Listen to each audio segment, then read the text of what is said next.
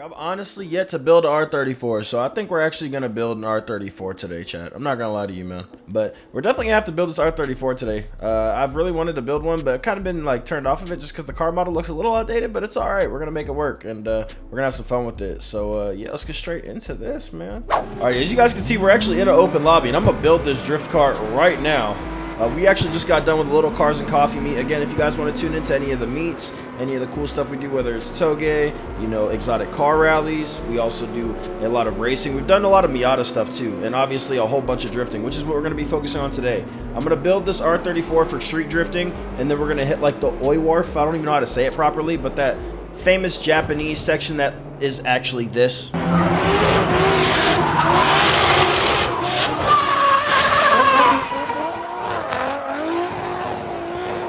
Yeah, so that's the section we're going to be hitting today in CarX Street. We found somewhat of a duplicate to the section. It's not exactly the same, but it's pretty close. So we're going to go ahead and run that today and build this car for that purpose. So let's get straight into it. We're at the tuning shop already, so we're going to dive straight in here. What do you guys think? Should I keep it RB? I mean, I kind of have to. I'm actually too broke to swap it. The homie did just give us enough gold to go ahead and purchase. I call it gold, but it's premium credits or whatever, but it's fine. So we got the front suspension arms. I don't really care about anything else. Honestly, on all my cars, I've been leaving everything...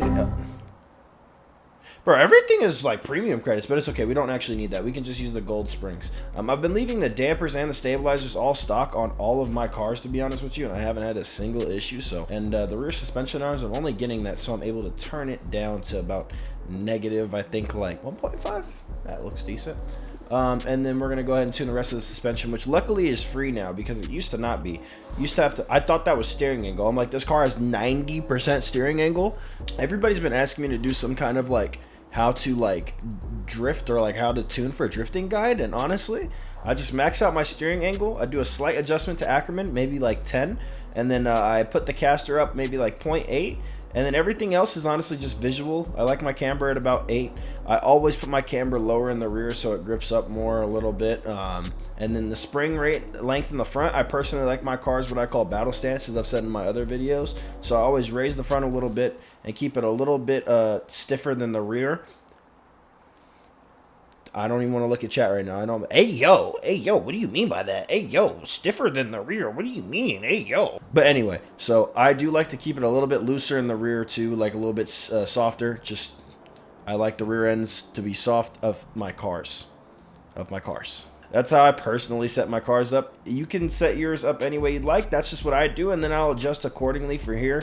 I do slight adjustments to toe, not really much. I feel like it makes a difference, but I could just be coping, honestly. And a lot of the cars I've tuned have very similar tunes. The main difference is going to be weight and weight distribution. I've actually realized a big change when it comes to that, and also grip levels. So when your grip level is different, it honestly really affects the feeling of the car, and then especially weight, as mentioned before. So I'm going to actually drop this down a little bit because this is a heavy ass car, and we're going to put that weight towards the rear.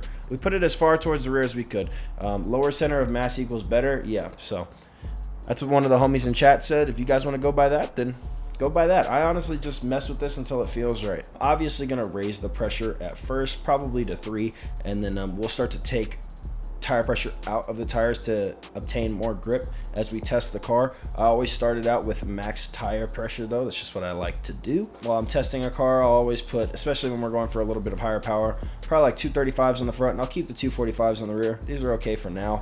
I don't like anything bigger than a 30 sidewall. I feel like it looks ugly. That's just my personal opinion. Anything bigger than a 30 sidewall, even on a comp car, just looks a little bit too big. Weird. I always buy the ultimate for the front, so I can do that. I actually didn't really need it for the rear there, but accidentally made the purchase anyway, but it's all good because we do have a decent amount of money. We'll take a look at that if need be when we return to this center after we go ahead and customize the car. But suspension's all decently set up. Probably could lower it just a little bit just for visual preference. But besides that, honestly, I think I'm all good with how it looks and how it's set up right now. We'll see how everything goes when we do put the kit on it, but we're already making about 300, so that's pretty good. I'm definitely going to do the ECU and the engine block because we need to be able to tune that lower torque, but unfortunately you have to pay gold in order to even, I don't even remember having to do this. Did they change this? I'm really gold broke out here. This is unfortunate. So I guess I'm just gonna go racing everywhere. But yeah, so typically I would want to be able to tune at least the engine block for the low power torque and then the cylinder head, but unfortunately we're not going to be able to do that until we're able to obtain a little bit more gold. But I don't feel like kind of doing that right now. But this car might just have good low end torque, because honestly the power curve looks pretty nice, so I'm actually kind of satisfied with how that looks. I think 440 is going to be more than enough, and then we can also keep it in C4, which would be good. I think there's a drift event in C4 as well, so if you wanted to use this car for that, that would be useful. I'm gonna go ahead and just increase the rev limiter. We're not gonna up the boost or anything, so we can get 7,600 RPM out of this RB25, and that should be pretty good as far as power goes. So now we're just gonna test it while we cruise on over to the styling shop and see how the car feels. So yeah, let's go ahead and throw it on streets real quick, and then we'll test this little back area that I've kind of turned into somewhat of a section now, and I kind of enjoy it too. It's just a little tight, so honestly I wouldn't recommend doing it if you're testing out a controller. It's actually kind of harder to hit this on controller, believe it or not, but on wheel I think it works just fine, and it's a pretty good grounds for testing, and it's conveniently right outside the shop, so I don't mind the gearing. I just hate the shift speed is kind of slow. The car feels smooth though. It doesn't feel like it's going to give me many problems in terms of handling. Yeah, definitely going to have to adjust this transmission for sure. I'll probably set the gears up, like I said, for street drifting. So for that oil wharf section in downtown is what we're going to adjust it for. But as of right now, everything's feeling pretty good. So we're just going to go ahead and head over to the style shop, get this thing looking a little better, and then head back to the tuning area where we're going to go ahead and adjust the gears, get a diff for it, probably get either a welded diff, or we're going to go with the Vicious 60 so we can adjust the locking to like 90%. Typically that's what I've been running on my cars to get a little bit more grip out of them. I don't know why it works like that, but it does. Probably because there's just a little bit less wheel spin, but it's been feeling good. So if you guys want to run that in your cars, I highly suggest it as well. That doesn't look terrible. I think I might go with that. I'm gonna go with that. It needs some kind of contrast. I don't know what it is, but it needs something. Titanium rims look tough. Yeah, I like these. The magnesium blue with these joints, that's looking good. We're gonna have to work on the fitment a little bit, so I might go up to 19s. I think there's 18s on it right now, so I might go up to 19s, and I definitely are gonna have to tune the fitment on the rear. Looking awful, so we're gonna do that real quick, and then we'll head to the street drift section. Definitely need this transmission tune. Comes with a Vicious 60. That's probably why I was locking up pretty good. Gonna do 93% there.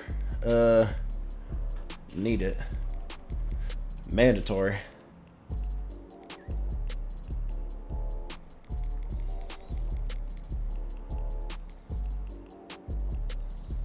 I'm gonna try this, and I'm gonna extend this slightly. I'm gonna try this. We need to work on this fitment, and then we'll test the transmission. That looks clean. I need bigger wheels though. I need 19s. All right, we're gonna go 245s in the rear, and in the front I'm gonna do 235s or 225s. 235s, that's looking pretty comp right there. I like that setup. Definitely better fitment now. We're gonna have to readjust this pressure. I'm probably gonna go, it felt pretty slidey, so 2.4 bar. I'm gonna do 2.6 in the front. I like this fitment.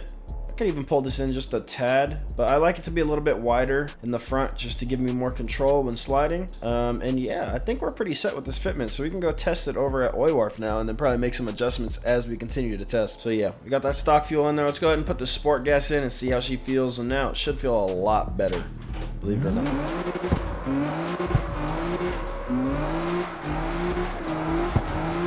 Way torquier. All I did was change fuel. Yeah, again, I agree, Speedy. I don't know why they adjusted only the regular stock fuel and not the sport fuel, but hey, man, you know, at least we got something adjusted. I'm going to turn reshade off just for a second, just so I can get some feeling of the car without the micro stutters. But I think it's just the servers. The servers seem to have been struggling a little bit recently. Maybe I'm tripping, but I feel like the game stutters a lot more recently and has a lot more desync issues. Car already feels way better, though. Feeling pretty solid, actually. Might have too much grip still though, but I'm really liking it so far. Extremely solid. As long as we hit this section right, get out to this curb, and then I will test the car on controller as well, because I know a lot of the viewers are probably on controller and not on wheel, just so I can let you guys know how it feels. But yeah, extended that section pretty clean.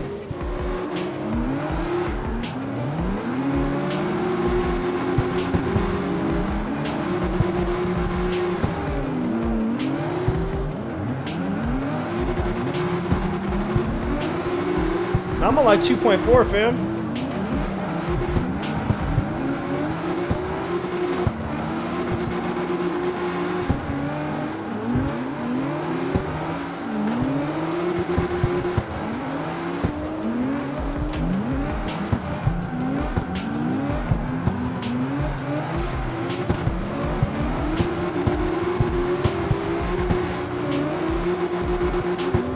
Bro, so much stuttering in the game today. So much stuttering. I really hope they give some attention to these servers. I feel like this is becoming more and more like, bro, every day I'm getting more and more stutters, more and more like desync. It's getting worse every day. Honestly, I don't think this car needs that many adjustments. I mean, you can mess around with the tire pressure in terms of grip levels to suit you, whatever you think is best for you. I think it's pretty good as where it sits right now. Doesn't necessarily get completely left, and you can keep up. You can also put down a smooth lead run as well. Might have issues keeping up with, I guess, faster cars like S13s and S15s and stuff like that. And it seems like the JZX 100 chassis are actually pretty quick too. But yeah, besides that, I honestly haven't had too many issues. It's an extremely easy car to run on wheels, so we'll do a couple laps on controller, and then I'll be able to give my final verdict on it.